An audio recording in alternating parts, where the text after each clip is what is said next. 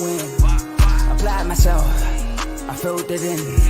No time for the doubt, they counted me out, I'm getting it in. Yeah. No time for no loss, I'm playoff. It didn't end so well for you, brother. If you ain't thinking the same, then we playing by different rules. You can't see the vision, we living at different views. Until we complete the mission, keep getting up, never snooze. I walked a mile in my shoes, had the mind of a fool. You fell asleep at the trade deadline when we had a trade to get Kyle Lowry out of here. Found the time to get to it. They told me I couldn't do it. They told me I couldn't make it. They sold it, could never break it. That's sadly mistaken. I need a piece of the pie. I want it so bad I can taste it. They told me keep on running toes. They gonna take it. This is what we got to tell. I've been doing this. I filled it in. No time for the doubt. They counted me out. I'm getting it in. Yeah. No time for no loss. I pay for the cost. I'm winning to win. Yeah. Refuse to lose. I'm built to win. Applied myself. I filled it in. No time for the doubt. They counted me out. I'm getting it in. Yeah. No time for no loss. I'm paying the cost. I'm in it to win. Yeah. Refuse.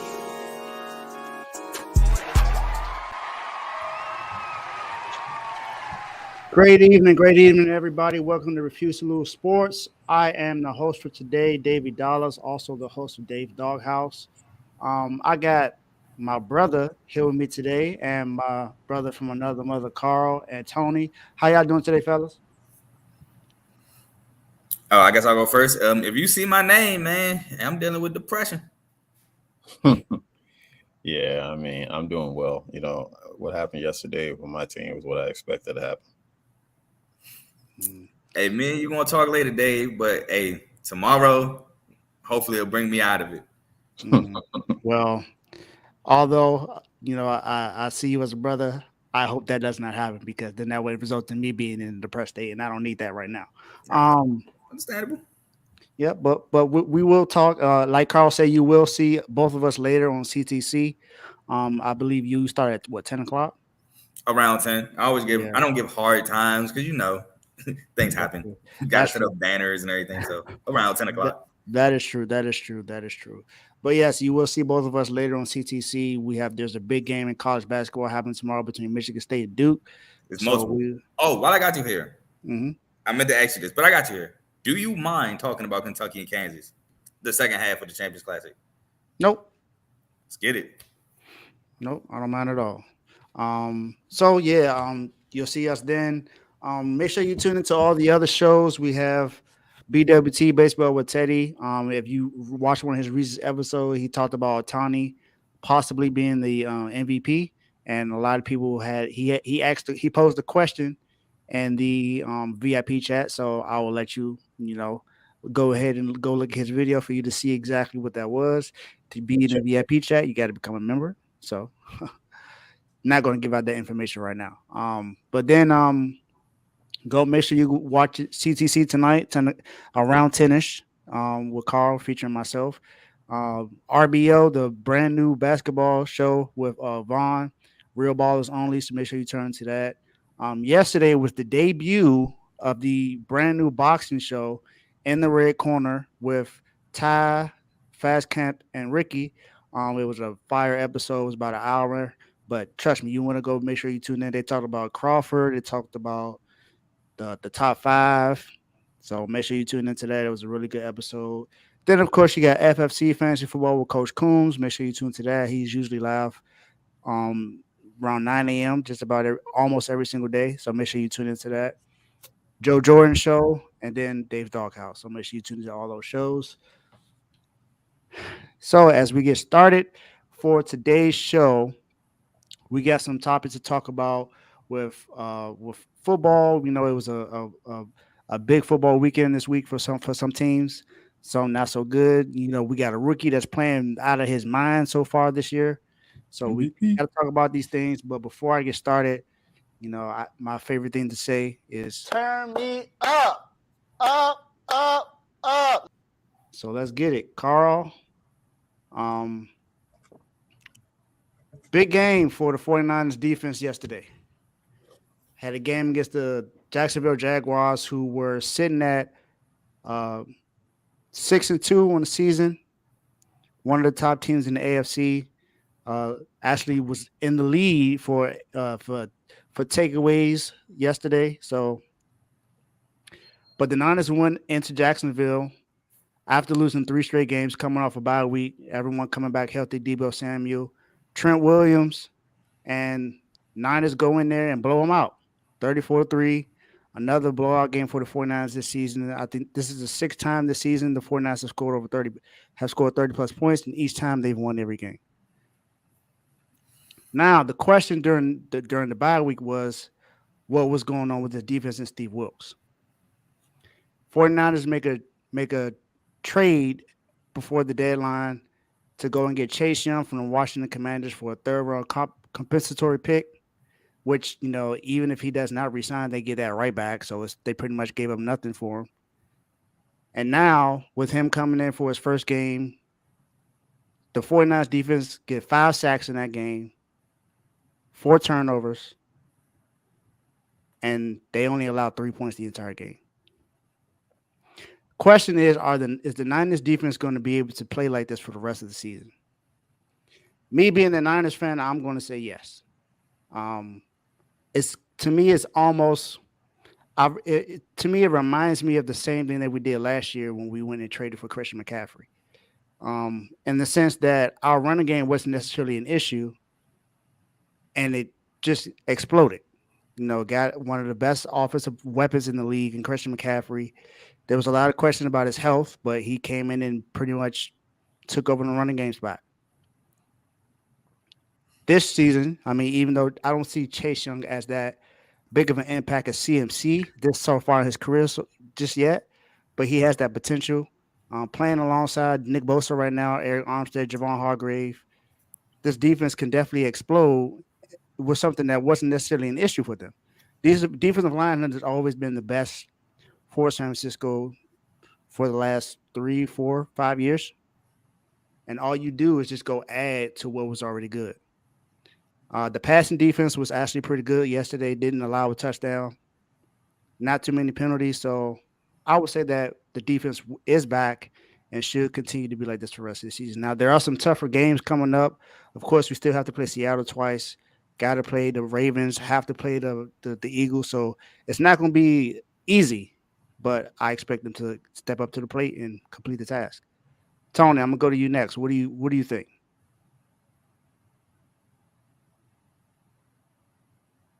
You're on mute. I think you guys played against a team that was 23rd in offense and 19th in like defense or something like that. Like what happened yesterday was supposed to happen. The Jaguars are a fantasy 6-2 team. They weren't a real 6-2 team. They were skating by with what they were doing. It wasn't like they were strong. They were beating teams, but look at how they were beating them. It wasn't like they were putting emphasis on winning. They were just winning games. They did what it took to win games. So I wouldn't say like something like that. Now, as far as the Niners defense, they should get better. Normally, when you bring in a defensive player onto a team, it's especially someone like with the talent of Chase, it doesn't come in there and it doesn't hurt the continuity within the team. Normally, defensive players seem to gel a lot faster. So do I expect the defense to be a little better? Yeah, I think they're going to take a lot of pressure off of the secondary. But I don't think that that anyone should have been surprised with what happened yesterday. Your team is going to be that 49ers team is going to be good if Purdy if he remains the game manager and not the game winner. That's going to be the thing with them. He was trying to do too much in those 3 games when you guys lost, and it was doing things that was unlike things you would see him do, and the mistakes he was making. But I don't think the defense is going to be. I mean, where they rank right now? What is it? Top 6. Yeah, yeah. So I don't think that they are going to be any. They're going to probably get better. But would it be any noticeable, any different from last year's better? I don't think so. Carl. So, Dave, I agree with mostly what you said, except for one thing. I think Chase Young will have a similar impact to CMC. Now, here's why I say this. Okay. Dave, you agree that your secondary is the weakness of your team, correct? I've always said that. Yep. So, how do you help your secondary? Defense. You getting putting pressure on the quarterback. Exactly. And that's what Chase Young and Nick Bosa does together. If y'all remember, Chase Young and Nick Bosa were together at Ohio State. Yep, So dominant there goes too. the continuity there. Then you add him with what you said, Eric Armstead, with Javon Hargrave. So now you're getting to the quarterback quicker and faster, whatever words you want to use, which helps your defensive secondary out tremendously. Now you can run blitzes and have defenders guard short because you know the pressures want to get there and you're not susceptible. Well, at least you're susceptible to the deep pass if they don't get there, but you have the trust in your D line to get to the quarterback. Also, having Chase Young with that rotation, you can rotate guys in and out, keeps them fresh. So I think he does have a similar impact to CMC defensively because, again, he helps your weakness, which is your secondary. He was top 5, top 10 in quarterback pressures, I think Joe said, before getting traded. I believe he was top. I think he was top in pressures. I think he's number 1 in pressures all season. Number 1 too. So I think it's a tremendous addition to the defense. I kind of disagree a little bit with Tony about the Jags being a fantasy 6-2. So it's like half and half because I can see what he's saying because they did kind of narrowly escape the Saints. The Saints almost forced OT. They kind of did narrowly similar escape the Steelers. I mean, the Steelers couldn't really get nothing going, and then Kenny Pickett gets hurt. They did take care of business against the Colts twice, but they lost to the Texans in blowout fashion. I got the schedule right here. I try to remember it, but I got the schedule right here. They escaped the Bills in London. They did. I can't really remember how they won against Atlanta, but they beat Atlanta. But I never had faith in this Atlanta team. The score was 23-7, but Same. I don't have faith in this Atlanta team. But I will say that Trevor Lawrence is a really good quarterback. And to do what you did to a guy like Trevor Lawrence should mean something. So I think this is a really good help for this defense. I do think it does make this defense better, and it is a huge impact. Yeah, that was my whole thing about it. It was more so not necessarily going against this offense, but it's the quarterback. Because you look at the last 3 weeks, the quarterbacks have been able to do whatever they want against this defense. So the fact that we were able to stop Trevor Lawrence, who only had a 15 QBR yesterday, made me feel a lot better because Joe Burrow had a great day against this defense.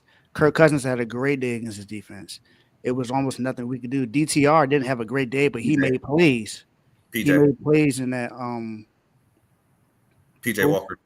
Oh, yeah, PJ Walker. I'm sorry. PJ Walker had a good game against the 49ers. Now, he didn't play great, but he did what he needed to do to be able to put them in position to win that game. Now, of course, because of a kick that was missed from Jake Moody, we still should have won. But, hey, it's at the end of the day, the Browns won that game, and it was a defensive battle all game. So yeah, I just like what I see from the defense, and I kind of sort of agree with Tony. Tony, when you said that he needs to be more of a manager and not really the winner. But the thing is, in games that we've played, he's been either him or CMC has been the reason we've won those games. 6-0, and like I said, every game we've scored over 30 points, and he plays well. I think only in one game that we won, he threw an interception. Other than that, all the interceptions came in the games that we lost. Yeah, I mean that's because he first of all he knows the offense very well, right? And the one thing I give him is that he always throws it to the right guy, which is what a game manager is supposed to do. Mm-hmm. Okay, and that's the only thing with him that I see that you're right about playing against that quarterback, right? Playing against him, but he's been pressured like that all year long. He's just been making timely plays. Okay, he's been making timely plays. There are the Jaguars are I'm not saying I don't really want to call them overrated like I saw someone else call and saying in the chat, but I think that there's to me they're like the hype of that chicken sandwich that everybody wants to talk about. Popeye's chicken sandwich? No, not Popeye's.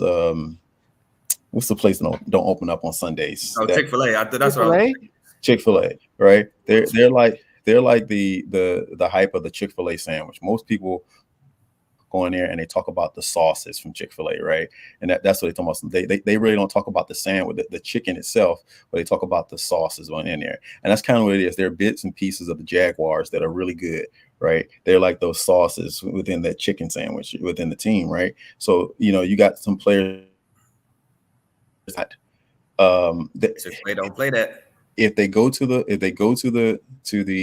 doggone playoffs, they're going out in the first round if they make it to the playoffs, because that Houston team is creeping up, right? And that Houston team is gaining some confidence, and they're creeping up, and that North is pretty strong. So you're going to get at least 2 out of the North, right? I think 3 will come out of the North. Honestly, that's exactly. That's what I'm saying. You might get a third one out of there. I don't know. It's going to be tough. It's going to be crazy. AFC is going to be crazy. Yeah, it is. It is. I definitely agree. But hey, we'll see. Niners play the Buccaneers on Sunday. Not a what you call a offensive great team, but defense got another chance to go out there and do something and play well. I'm gonna make a prediction right now. They're gonna have at least 2 interceptions. Well, we got 2 yesterday. I'm just saying, just the way Baker's throwing the ball now. Yeah, in the beginning of the year he was good. Now he's throwing the ball. He's like, I just want the ball out of my hand. Yeah, that's true. Well, now it's time to come home.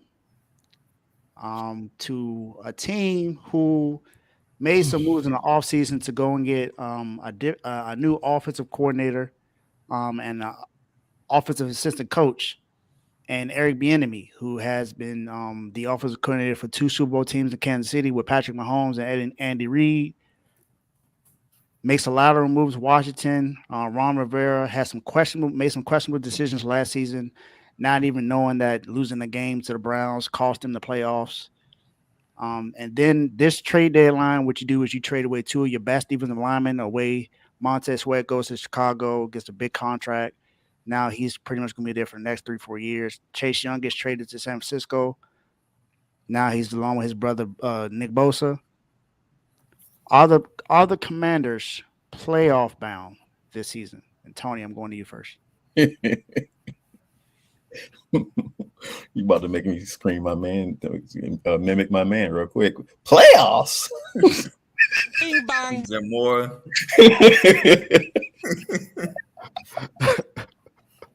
Dude, no, they're not.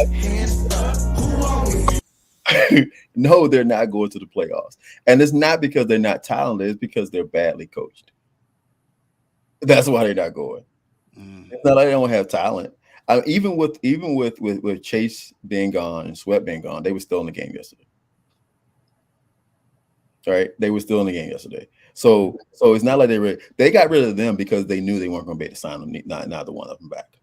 That's the only reason why they got rid of them. It was smart, right, to get rid of them, but they weren't going to sign either one of those 2 guys. They weren't going to be able to do it. They were going to go somewhere else. Right? So that's not it. The problem with them is you got a head coach that doesn't know situational football, and then you have a defensive coordinator who looks confused on the sideline every time you look at him. He's like looking up like the sun is in his eyes all the time. He can't figure things out. Like, if they get rid of those 2, bring in 2 quality guys for those positions, even if they do promote Eric to head coach, which I don't think they should do. All right, I think he, I don't know if they should do that with him. Just yet, just because of what's going on with that team. Just because of what they're doing with that team right there. But yeah, they just don't play. He's not really good. Like, Howe is an animal. I would say that about him. He is everything I thought he was going to be when he came out of North Carolina. Right? I didn't think he would be a tackling dummy like in practice, like that, right? Like, I didn't think that this was going to happen to him. Right? But apparently, the offensive line think they're in practice, and the defense is supposed to tackle the dummy. But anyway, go ahead, Carl. Oh, all right. Well, my answer, flat out, no. I got the Commander schedule right here. So, if Tommy DeVito is the quarterback against the Giants, I will give them that win at home. Then on a short week, they play the Cowboys in Dallas on Thanksgiving. I think I said in the chats before, I'm gonna give the Commanders that win. I changed my mind. I'm gonna give that to the Cowboys. Miami. Me and Mark have a bet on that, so I'm going with Miami. I mean, I was going with Miami regardless. The Rams. That depends. It depends on if Matt and Cup and Nakua and that whole core is there. Kyron Williams. I'm gonna give that a toss up because Matty has been susceptible to throwing some picks. They're in LA. Toss ups I normally give to the home team, so I'll give it to them. The Jets has made almost every quarterback look not. What's the longest yard? He made not so fast. People look not fast. Well, the Jets make not so good quarterbacks look not good. So that's true. That's true. I think the Jets could get to Sam Howell, and I'm gonna get that to the Jets strictly defensively. Like you said, Zach Del Rio hasn't been doing enough defensively, so maybe Zach Wilson can actually have a game. Then after the Jets, 49ers. Am I really giving them the 49ers? No. And then Dallas at home to finish. I'll give them that. At home conference. Divisional rival game. I'll give them that. But that's not enough to make the playoffs. The Vikings, like I said in one of these shows with Josh Dobbs, they've been winning their winnable games. The Vikings are in contention for one spot. The Seahawks are going to get one spot. The Cowboys are going to get one spot. And it looks like the Vikings might snatch up the last one. So it's just not going to be room for the Commanders. So I don't think they make the playoffs. And, yeah, I'm kicking to you, Dave. Yeah, we all in unison. I don't see the Commanders making the playoffs. I'm sorry. Like Tony said, Sam Howell has played well this season. Now I don't think many people expected him to play well. I did. And that's just total honesty. I don't think many people thought Sam Howell would be playing this well. I said many. You're not many. You're one. Yeah, because I'm about to say I'm on the opposite because not me. Yeah, I'm total opposite as well because I didn't see this coming out of University of North Carolina. I didn't see this. I'll say this. I saw it the year before he came out with Josh Downs, with that's what I'm saying. Brown, with all them guys. With not his last season. Michael Williams, Javonte Williams, Michael Carter, all them guys. But then when he lost all them guys, he just had Josh Downs, and I think he had Ty Chandler, and it just didn't look the same. I mean, offensively, it didn't look as good as the year prior. So I was like, oh, maybe he just need guys. Which Commanders got guys, so I stood and trusted what he had. But I was like, oh, he just need pieces. He got him and he bought him. So that's why I say he has a talent around him, and that's why I thought that he was going to be what he was that year you're referring to. I just thought he would be. I didn't think he would be unprotected like he is right now. Like you got to look at it like this right here. The fact that he's playing behind that line and he's doing what he's doing behind that line is incredible, because there are times where the ball's in his hand and a defensive player's in his face. Once he's in the shotgun, someone's in his face already, and he has to make a play. So yeah, this I think we talked about this before, that the offensive line. I know we said it on the show before, but this offensive line needs a lot of work. Definitely needs some improvement in the offseason, and that's something they should be focused on. But like Carl said with the schedule, I just don't see many wins with the remaining games coming up. Just like he said, Giants, if more than likely if Tommy DeVito is going to be starting, because I believe that I don't know what's the status of Tyrod Taylor right now. I know he is out of the hospital, but I'm not sure what his status is for next week. But Daniel Jones is out for the rest of the season. He has a torn ACL or is it torn Achilles, one or two, but he's out. He's not coming back this season. I mean, you still got Saquon Barkley, but this team hasn't really been much of anything without Tyrod Taylor really being the quarterback. And if Tommy DeVito's there, I mean, I guess we don't want to compare the Commanders and the Cowboys, but the Cowboys just made them look like nothing yesterday. And I don't think Tommy DeVito belongs in here. Maybe he belongs in the Sopranos, but I don't believe he belongs in the NFL right now. Put him with Daniel Jones. Yeah, that's true. But I don't see. I could see them. I could see them beating the Rams. I could see that being a possibility just because if they're able to force turnovers. That hasn't been the case for them all season, but they've made a few teams force turnovers. So I can see that happening and then being able to have that win. I could possibly see them beating the Jets, but like you said, that defense has made a lot of quarterbacks look mediocre. They made Patrick Mahomes look like he was Zach Wilson, make Zach Wilson like he was Patrick Mahomes. So I don't see many. I could see them beating the Cowboys in the season, but on a short week, knowing that the Cowboys have been beating them on bad teams, not saying that the Commanders are one of the baddest teams, are one of the worst teams in the NFL, but there are times where they look like a really bad team. So we'll see. But the Commanders have played tight against the Eagles, so that could mean something. But like I said, I don't see the Commanders making the playoffs.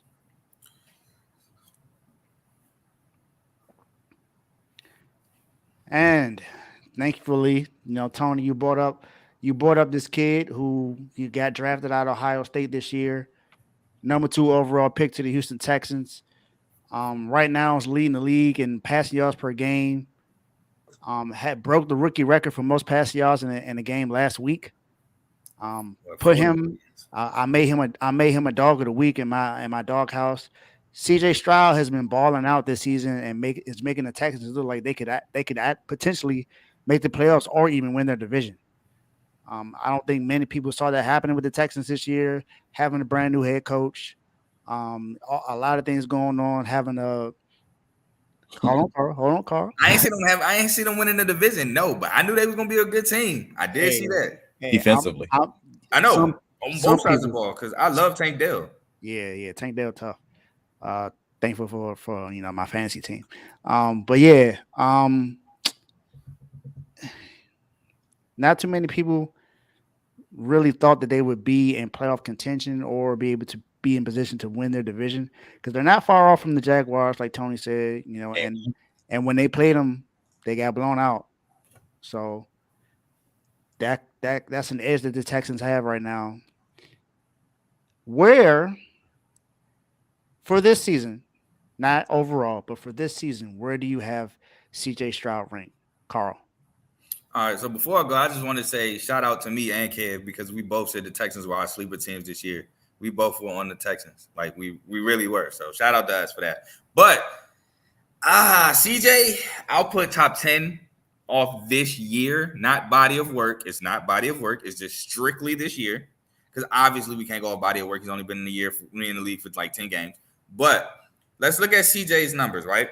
So CJ only has because some people might say, well, Sam Howell, let's look at his numbers. Sam Howell has 9 interceptions. CJ has 2 interceptions. CJ is also top 10 in touchdowns with 15 touchdowns.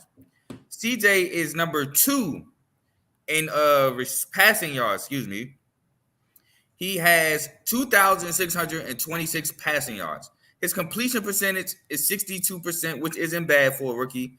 He's averaging 8.3 yards of completion. He's averaging 292 yards per game. Mm-hmm. His QBR is 63.2, which I don't really use QBR, but some people like to. And his quarterback rating out of 158 is 101 flat. Mm-hmm. Now, some guys I will put CJ over. Sam Howell this year. I will put him, I almost might put him over Josh Allen, to be honest. Justin Herbert. I don't know if I can put him over Tua just yet, but he's inching over Tua in my opinion. Mm-hmm. I really like what CJ doing this year. He did something Tua did. He beat the team with a winning record this season. So it's true. He also beat the team that's top in his division. He beat the Jags. Mm-hmm. He's giving the Texans new life. I'll say top 10, top 7 in that range. I'm not putting him over Mahomes. Aaron Rodgers has not played this year for real, so he's not in it. So this is what I'll do. My top 5 was this. Coming into the season, it was Mahomes, Rodgers, Burrow, Lamar, Josh Allen. Then 6 was Hurts, which I'm not putting him over Hurts. 7 was Dak. I don't know if I can put him over Dak yet. I don't know. I understand. Dak has not looked – well, he's looked good. They just have not beat teams with winning records. But he has looked good. But I will put him obviously over Kirk Cousins because Kirk Cousins is out for the year. I will put him over Zach Wilson. I will put him. He's the best rookie. So Bryce Young so far. So not best rookie period, but best rookie so far. Put him over Bryce Young. Right now, Tommy DeVito starting. Even with Daniel Jones, I'm putting him over Daniel Jones. I'm putting him over Geno. I'm putting him over Matty right now. I'm putting him over any Arizona quarterback you throw out right now. I can't put him over Brock Purdy, but I want to, but I can't. So I'm gonna stick with top 7, top 10, and if you come back to me, it might change. But go ahead. So I kind of want to go over something that I saw earlier today. That I'm not sure if it was posted. Carl, what chat was it posted in? About quarterbacks that CJ Stroud would pretty much be over right now. I can't. I want to say it was the VIP chat, but I can't honestly remember. I think It was a photo, so you can't search it. But if you search Ravens, it might pop up. I found it. So these are NFL teams besides the Texans that CJ Stroud will automatically become QB1 on. This is from NFL Rookie Watch on Twitter.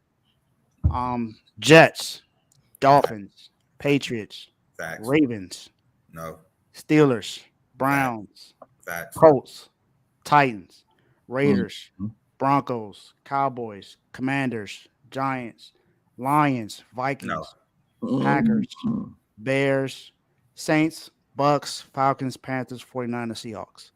No, not any Lions. I don't agree with the Lions. I don't agree with the 49ers. I don't agree with the Ravens. I don't agree with the Vikings right now. I think the Vikings are playing good with Josh Dobbs. I do. I would still take CJ Stroud over Josh Dobbs. They're still they're playing well, yes. But who would you rather have? Oh, okay. I get what you're saying now.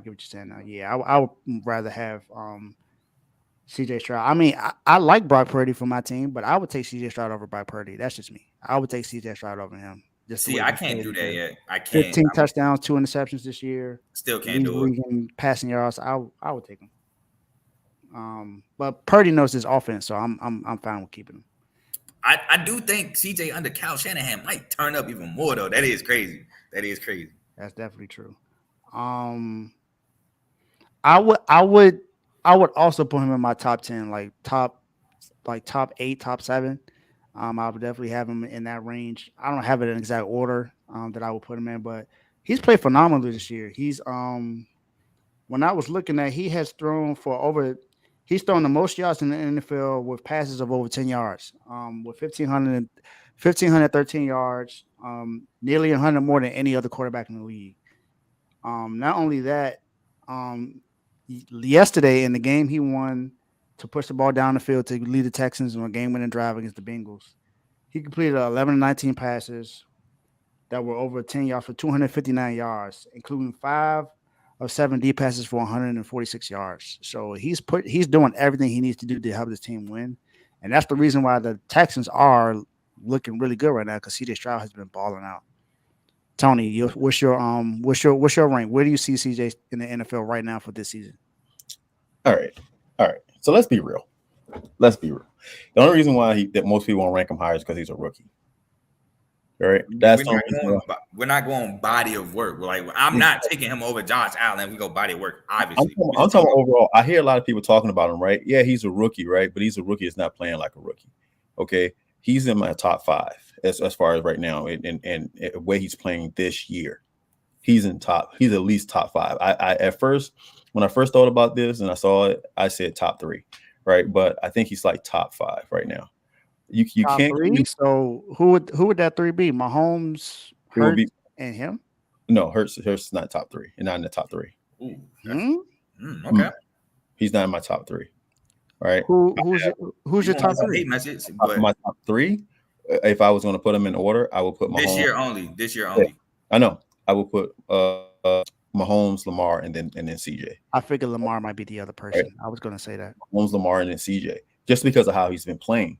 I mean, the guy has a 7.5, a 7.5 to 1 interception to touchdown ratio or something like that. If you want to break it down like that, You want to break it down, right? Like he has like a 7.5, like for every 7 touchdowns he throws, and it's going to get better, right? It's going to get better, but just think about it. Oh, the other two will be Burrow will be in my top 5, and just because of how he's been playing lately, I'm talking about how he's been playing. Okay. Right? I don't see how you don't put Hurts there over Herbert. I mean, not Herbert, Burrow. If we talk about all year, and then Hurts will be number 5. Okay. Right. So that's how I would round it off. But I mean, you got to look at this kid and watch all the stuff he's doing, how he's throwing the ball, where he's putting the ball at, taking off like like even that touchdown run yesterday. Most people would have sat back and said, well, let's wait until someone get open, right? Let's wait until someone get open. He took off and scored, right? He did what's best for the team instead of for his numbers. You know what I'm saying? Even though he got the rushing yard and the touchdowns like that, he did what's best for the team, right? Phenomenal football right now. So here's the one thing about it. I expected him to play well because he went up against my Georgia Bulldogs, and he made my Georgia Bulldogs defense look normal. He made them look normal, right? And when I saw that, I said this kid was special. I told you, David, that he was the best quarterback in the draft. I told you that. You did. I said, I don't know. But I knew exactly where the Panthers was going. I knew they were going to draft Bryce Young. I just knew that was going to happen. Right. They went for money and not for numbers. He's the best quarterback. He was the best quarterback in the draft. Mm-hmm. You know what I'm saying? You can't take man. I was so I'm shocked he's doing what he's doing with the talent that he has around him. He has good talent around him. He got some pieces. Tank Dale has been playing great this year, and so was it Nico Collins. He's been playing great this year too. Dalton Schultz. Noah Brown. My question is all these players have been playing really good. Are they playing well, or is he making them look well? No, I get what you're saying, but Noah Brown has had games with Dak as well, where he's looked the same. Well, if not a little bit less, but he's balling. Nico Collins, I would attribute to CJ Stroud for sure, because Nico before CJ couldn't really get anything off the ground. Now Tank Dale, he's a gadget guy. He can beat you as a receiver. He can beat you with jet sweeps. You can give him the ball in open areas, get him open space, and let him do his thing. So I'm not going to give CJ with Tank Dale, and they're both rookies. But another guy I really like that kind of doesn't get as much burn, Xavier Hutchinson from Iowa State, who I think is Iowa State leading receiver of all time. Yeah, but my whole thing is like, when I saw the deep out he threw to the tight end yesterday, and how he threw that, I fell out my chair. I was like, oh my God. I was like, if that's not a Rodgers style throw, the anticipation, because he got bumped on the line. Before he made that cut, the ball was already out of his hand. He was already to the spot he was going to be at for that first down. I was like, wow. This kid is going to be, he's only going to get better, unlike Mac Jones. He's only going to get better, right? Unlike Bailey. He's only going to get better. You know what I'm saying? And when they put talent around it, because there will be some free agents that are going to be like, and they're going to go there. They got the money. Yeah, facts. They do. So I only see them getting better, man. And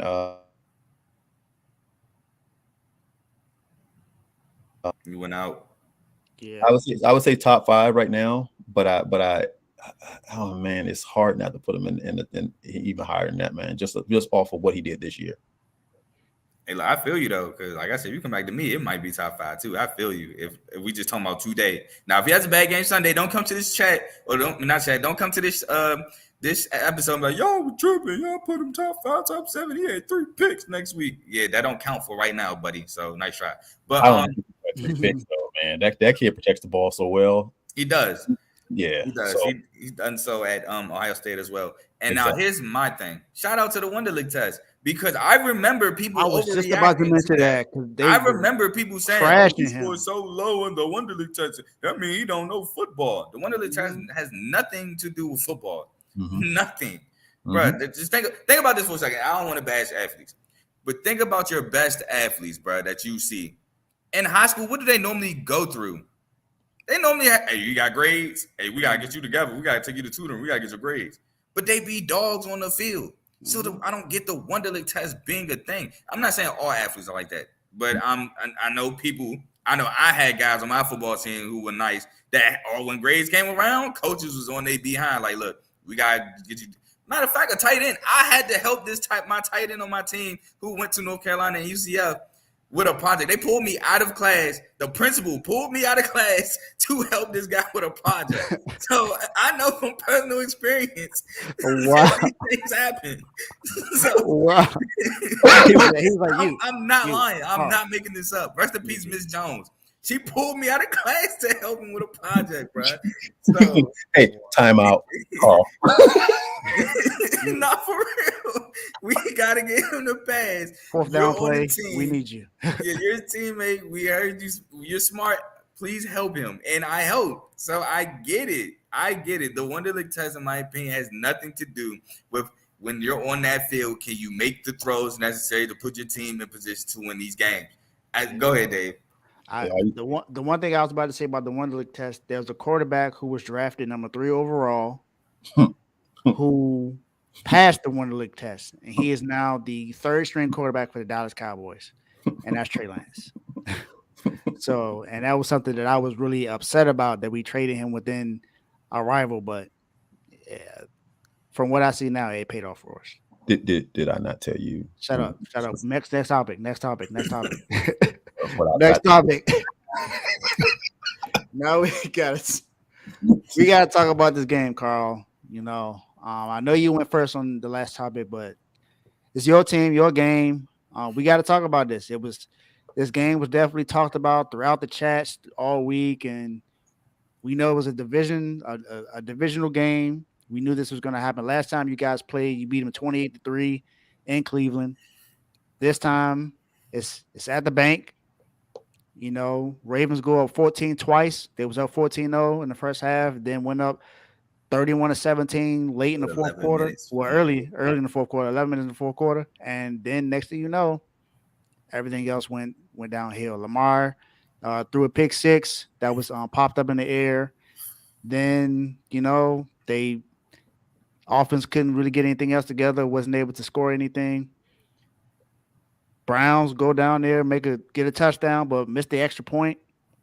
Then, you know, they get the ball back again, drive the ball downfield. Deshaun Watson was perfect in the second half, 14-14. He didn't have an incompletion or interception in the second half. And then the Browns win the game on the last field goal. They didn't lead all game until the end of the game. So, Carl, what's your reaction to this loss to the Browns? Well, firstly, I know I'm famous for saying that the Ravens beat themselves. This is like the first game this year we lost where I don't think we beat ourselves. The Browns just honestly won that game. They made plays, they executed down the stretch. Deshaun Watson, like you said, perfect in the second half. He made the necessary throws to beat us. He honestly looked unstoppable against the second best defense in the nation. This is not college football in the country.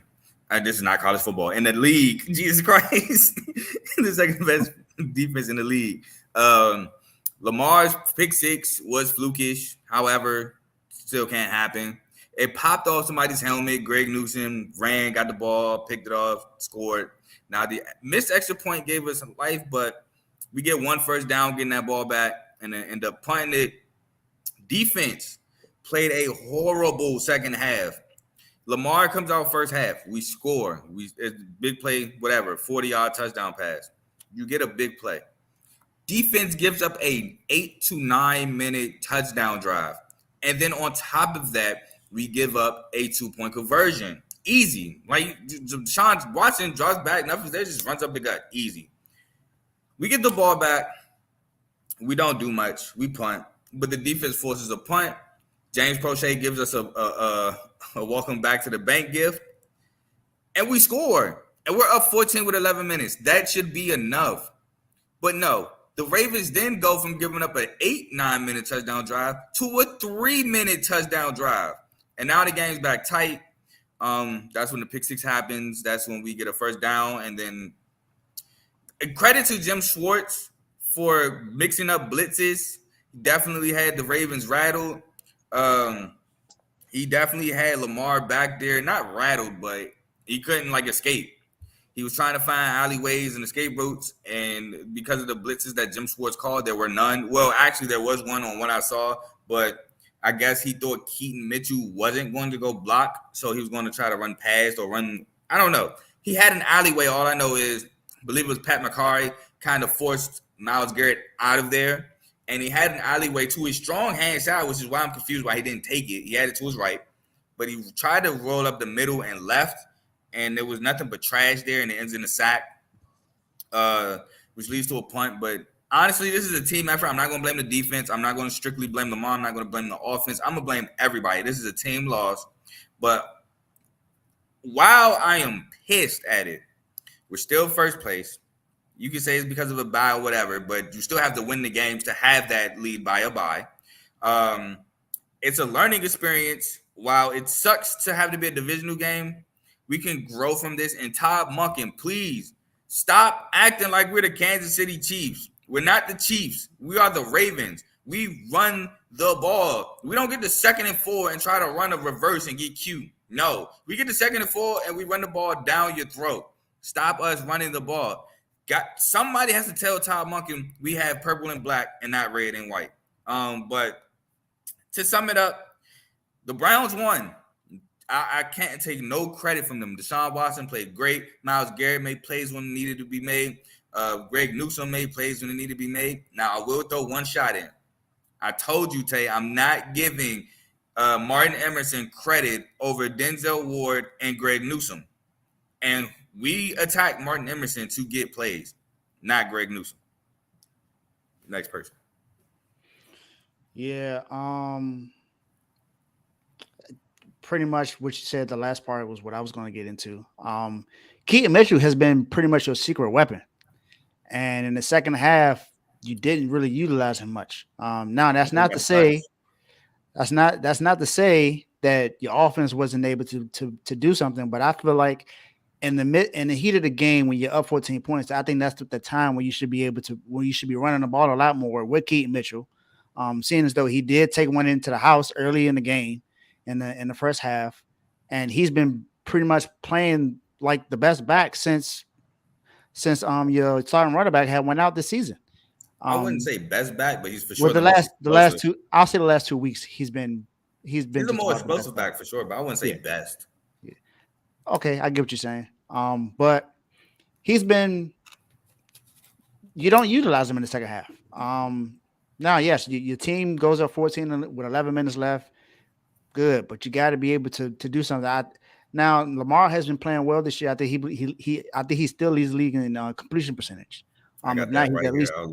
He's at least top 5 in completion percentage. He's dropped to third at 70.3%. And Josh Allen has not played tonight. He's now first with 71.3, and Dak is second after a lollipop win with 70.7. So you got that going. Lamar Jackson is in MVP conversations this season. Him and 4 other quarterbacks. Was the Patrick Mahomes, Jalen Hurts, and I believe CJ Stroud has entered that conversation as well. They were saying Tua, but you can make an argument for CJ Stroud right now for the way he's played. I think he's for sure offensive rookie of the year. If you give it to anybody, it should be CJ Stroud. But the Browns just pulled away the game the way they were supposed to. They were down 14 points and they didn't give up. Usually when you're down 14 points twice in the game, you usually don't come back and win, especially when you haven't been leading all game. But the turnover battle was pretty much even. It was 2-2, both sides. So it's not like anyone had an advantage on turnovers. Both defenses gave up 30 points. So that's not, these are supposed to be the top 2 defenses in the league right now. And they both gave up 30 points. So it's like, what's going to happen? Deshaun Watson has not played to what we know Deshaun Watson to be. But yesterday in the second half, he did what he needed to do to help his team win. So my reaction is, this division is very, very close. Who knows who's going to come out on top? I predicted the Ravens to win this division, but the Steelers are right there, the Browns are right there, and the Bengals are not far off. And then the Ravens play the Bengals on a short week on Thursday At the bank. at the bank. Let's see what happens. Ravens usually answer after a loss. I don't see them winning. I don't see them losing back-to-back games, but it'll be fun to see. Tony? All right, Dave, before Tony go, I got some things for you. So MVP, CJ Stroud, betting wise, this is just betting odds. CJ Stroud is 6 for offensive rookie of the year. He is now minus 2,000. So that looks like a lot. He's automatically winning that. I think I was making a case for Jordan Addison just because the way he's played, especially with Justin Jefferson being out, but he's 4th. Yeah. Second is Puka Nacua. Yeah, but can't forget about Puka. He's been balling out for the Rams this year. I just don't care too much for the Rams, so that's why. Excuse me. Jordan's 5th. 4th is Bijan, which is crazy. I don't know how he's 4th. What? Yeah, 4th is Bijan. 3rd is Jahmyr Gibbs. Jahmyr Gibbs? No, Jahmyr Gibbs has been balling lately, bro.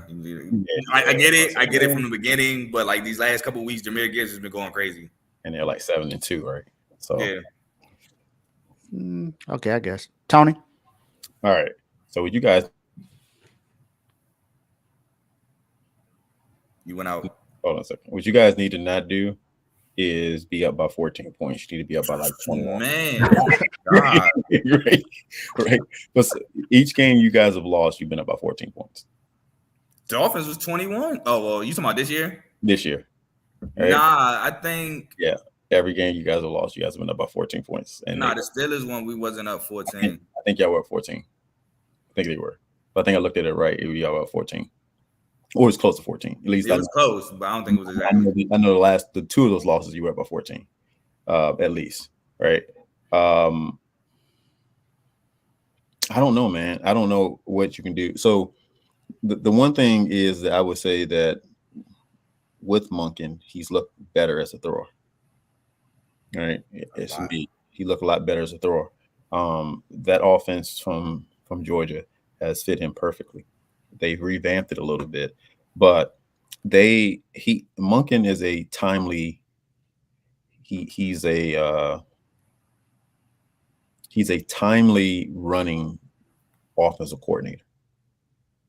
Right. So he picks times when it's perfect to do those things. Yesterday, I don't know if there was too many times where it was perfect to do it. Kind of how they were playing, how Cleveland's playing. So Schwartz kind of took the running game away. That's kind of where he went away from it a little bit. So for a lot of that, there was now I think there were times, you're right, where he could have run the ball a little more, especially when you guys were up. But I think that he was trying to get past 14 and get to 21 at fast to try to take a lot of pressure off that defense. You guys would be fine. All right. It's going to be a tough division. That North is always a tough division. Right. It's always going to be a tough division. I think you guys will still win it. I don't know what's going to happen with Deshaun. I think he had an MRI today on his ankle again today. So I don't know what's going to happen with him. But yeah, if he be fine, I wouldn't. I wouldn't put too much into this. Yeah, I would mostly say much into this loss. I think the only thing I disagree with is saying that they stopped the run. I don't really think that Schwartz stopped the run. They just stopped running the ball. Because Keaton, even though his longest run was for 39 yards, I mean, he averaged 11.3 yards a carry. Lamar averaged 5 yards a carry. As a team, they averaged 4.4 yards a carry. So I don't think they stopped the run. They just stopped running the ball. Yeah, that's the case where you said they stopped running the ball. So here's my thing. What I mean by that is this right here. He is a situational. He's a timely but situational style play caller when it comes to the run. Even if you watch Georgia when he was there, even last year, they didn't run the ball like you would normally see a Georgia team run the ball. You know what I'm saying? Yeah, And that's even kind the of year different before though. that, Yeah, but when your team is up 14 points, you run the ball. There's no no, need to throw the ball that he much. You run the ball. he has never been that type of play caller. Even when he was in the league beforehand, he was never been that type of play caller. Right. So now I don't know what's going on. Anyway, I do think he should run the ball more. I think you guys have talent back there. He should run the ball more. Right. But let's see what happens with him. Right. That's the only thing I can. That's the only thing I can probably say with your when it comes down to Monken, right? And what you were saying you threw out of him. It's just that I'm even when he was there at Georgia, I saw him evolve. He started with what they normally do is run the ball, run the ball, run the ball, run the ball, right? But eventually it evolved into, you know, him, the quarterback having the ball in the hand and the situational style running. So that's all it was. I Yeah. don't think. So, oh my bad. Go ahead. Go ahead. You Yeah, go to your Steelers point, the most we was up was 10 zip in the second quarter. Yeah. Because I'm about to say we only scored 10 points that game. So Yeah, I just looked at it and too. Yeah, I just saw it. But and go ahead. but no, I'm just saying they're going to be fine. That they are they had one of those games. It was just one of those games where nothing they did really nothing they did in the second half could really diffuse what Schwartz was doing. You know what I'm saying? And I think that's what it was. He just got out coached by Schwartz. So And this is my thing, right? I will kind of be with you if this wasn't the seventh game in 2 years where this B has happened. Let's not forget we had 4 of those games: the Jags, the Dolphins, the Bills. I'm blanking on one, but then this year we got the Steelers, we got the Colts, and the Colts was with under 2 minutes. Well, with 2 minutes left in the game, and now this one. Like, so I'm trying not to worry that much about it, but it's for sure in the back of my mind. Like, why do we keep blowing leads? Like the Jags, you can't say Lamar because the Jags game. Lamar gets us the touchdown to which with this defense should win you the game. And the defense gives up like a minute and a half touchdown drive, getting scores by Zay Jones. The Bills game, Lamar gets you in position to take that field goal. Now, we just got too aggressive, don't like the play call, should have just kicked the 3 and just trust the defense, but we didn't. The Dolphins, even the Dolphins blowing that 21-point lead because of busted coverages, Marcus Peters, all this other stuff. Lamar drives down, gets us a field goal, which with this defense should win you the game. It does not. They give up a touchdown. I can't believe I'm blanking on the one other blowout. I mean, not blowout, but the one other lead we gave up, and I'm so mad at myself for doing this. But I don't know. I don't know why defensively we can't close games. I don't want to blame Mike McDaniels because he's a Michigan defensive coordinator and say it's just the Michigan way. But I'm starting to look at it that way. Michigan State would say that. Starting to look at it that way. Yeah, I don't know, man. I didn't. So I didn't take it. I thought so. When I was watching First Take today, I disagree with both Shannon and Stephen A. When they said that what was the worst law? Who had the worst, Cincinnati or you guys? And I by far it was Cincinnati. I mean, I get it. I get the fact that they didn't have Higgins there and all stuff like that. But, if Boyd catches the ball, we're not even talking about CJ Stroud right today. We may be talking about him because of his stats, but we're not talking because Houston beat him. If Boyd catches that pass, they got to score a touchdown and not kick a field goal. You know what I'm saying? So that's what I'm saying. Like I wouldn't panic. If I was a Ravens fan, I wouldn't panic right now. I think they're fine. The other game was the Giants, by the way. You said what now? It was the Giants. We was up 10 late in the Giants. Oh wow! Giving up a lead to Daniel Jones, which I'm not gonna lie, Lamar. That one was on Lamar. That was with turnovers against the guy who was still playing preseason football in the regular season. Danny Nichols, as some people would say. But like a copper penny. Yeah, I'm not too worried. I'm not too worried about the Ravens either. They were my pick to go to the Super Bowl and win it all against my team. But we'll see what happens with them. They are still second place in the AFC, behind the Kansas City Chiefs. So we'll see what happens with that. I believe both teams have top 10 offenses and top 10 defenses this season. So that would be nice to see. And that's the Browns and Ravens. Tune in to the members only, with It should be me, Vaughn, and Carl, Tay. Vaughn, and Tay. Going to preview, not previewing, but post view of the games that happened Sunday with the Steelers game and then the Browns and Ravens. So make sure you tune into that. You have to be All-Star and above. If you're not All-Star and above, click the link in the bio to become an All-Star member. That way you'll be able to watch it, and you'll have access to multiple Instagram chats, but not the VIP chat. And just for another quick topic, there is a game tonight between the Bills and Broncos. Unfortunately, so I'm just to pick for the game tonight. Buffalo is negative 7.5, so that means that they're favored to win. Yeah. They're favored to win this game by at least 7.5 points. They are at home, 5-4. Broncos are 3-5, but they did beat the Chiefs the last time that they played them. Fluke. Division game. Who wins this game? I'll go first. I'll say Bills. Are we going left or right? Yeah. So it's on me.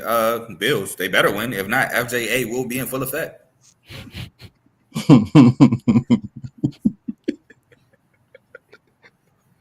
For those of you who are not a VIP member, you'll figure that out another time.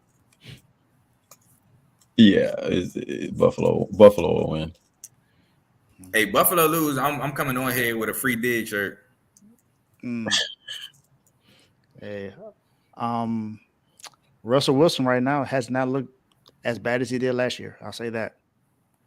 Now, but we'll see. Let's get these last words in. They got to run the ball, man. That's all it has to happen. Buffalo guys got to run the ball. If Buffalo runs the ball, they'll win. They go run it with Josh Allen. They don't have a running back. They don't have a running back. Bruh, all they have to do is just keep feeding Cook. If they feed Cook, they'll be fine. I'm with you.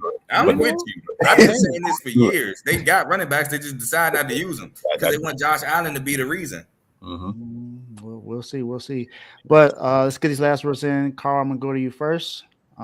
Last words. Well, my last words, man, is what is you doing, St. John's? You're down 20 to Michigan at home with Rick Pitino in the Garden. Come on, y'all.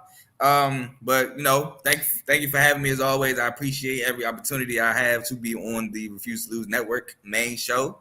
Check CTC around. I didn't say at around 10 o'clock because we will be going live.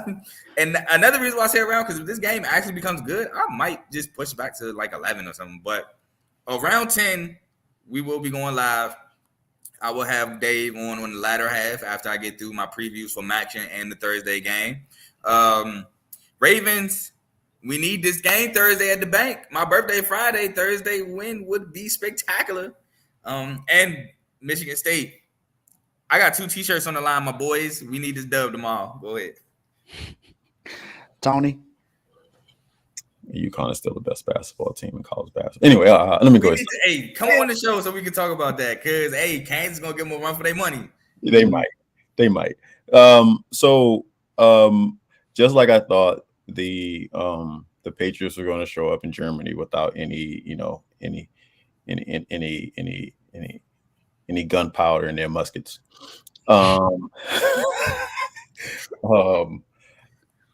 So we don't need to talk about them. They should have benched Mac Jones long before they put Bailey in a bad situation to come in at the end of the game like that. And when they did it, I turned the game off. I was like, okay, I know what's going to happen here. Now he did. I like the fake, all that right there. But if nothing's open, throw the ball away, kid. Just throw it away. Come to play another game. They say, you remember that thing from the Water Boy, like that. That thing there. You live to play another day, okay? All right. Georgia is still the best football team in college football. Okay, we don't need to talk about that. And they're more dangerous because they got the best. They got one of the better wide receiving core in football, and that's going to hurt a lot of teams. Ohio State got Marvin Harrison Jr. So Who cares Hey, about no. But Georgia got the better receiver core between Ohio State. Mecca Ibuka, I don't know what he's doing this year, but it's just basically Marvin Harrison Jr. a bust. But Yeah. I think Alabama can give Georgia a run for their money. That's just me.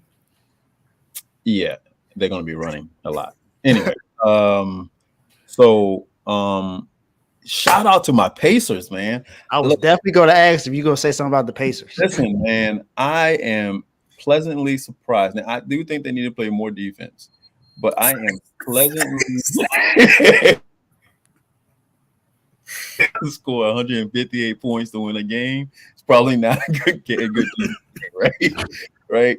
But shout out to them. The fact that they're even playing the way they're playing, they're playing really aggressive on offense, and I like that, right? They just got to play more defense. Yeah, man. So I mean, I really do appreciate you guys having me on here. I do not take it for granted that you guys invited me on here. That's why I got prepared for it as best I could.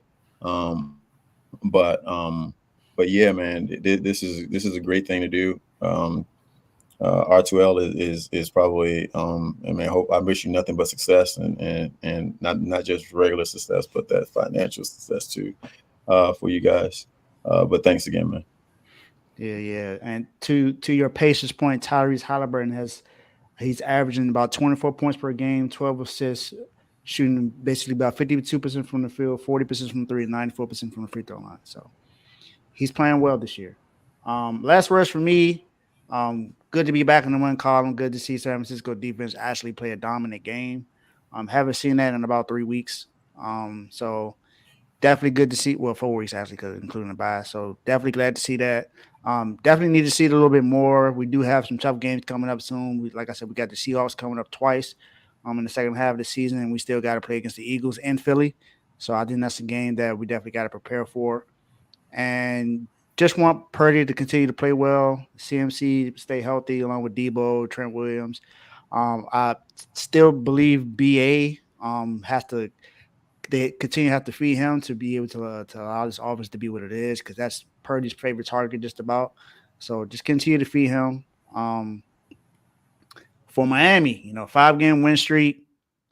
Didn't look good in the beginning. We started off 1-4, won the first game, then lost 4 in a row. So now we won the last 5. And this is without Tyler Hero, who's been our top scorer this season. He definitely got hurt. He's been playing phenomenal offensively. I wasn't expecting this, but I definitely challenged him to do that, because from what he's been known for is he doesn't play well against good defenders. He's actually been more aggressive this year, so I do like the fact of that. But he's out for a couple of weeks. Let's see what happens. Bam has been playing great. Jimmy has been, I guess, Jimmy-ish in the regular season. So I'm fine with that. Hurricanes lose a close one against Florida State on Saturday. I was expecting a blowout if Tyler Van Dyke started, but he did not. Emery started, but then he went out with a fracture to his elbow. He's out until spring training next season. So there's definitely a little depression to deal with. You want to talk about how the game ended? I mean, throwing picks. Tyler Van Dyke throwing picks. That's exactly how it happened. So, who's going in the doghouse this week? Well, he's not there already? No, he was honorable mention. That's facts. That's facts. You're right. Yeah, so. Yep. And then he's starting this Saturday. Not happy. Oh yeah, that's an L. Louisville about to run through y'all. I'm sorry. Yeah, not happy about that. Well, at least this season I can say we're bowl eligible. We got 6 wins out the way, so we at least gonna be playing a bowl game this year. I just hope that we able to win another game and not just those 6. And then like you said, you hear what I got to say about Duke tonight when I talked about it on CTC. Other than that, like I said, I'm excited. Thank you all for tuning in. And make sure you tune in to CDC tonight. Make sure you tune in to members only. It is going to be really great. But be all-star above. Other than that, we out. Peace.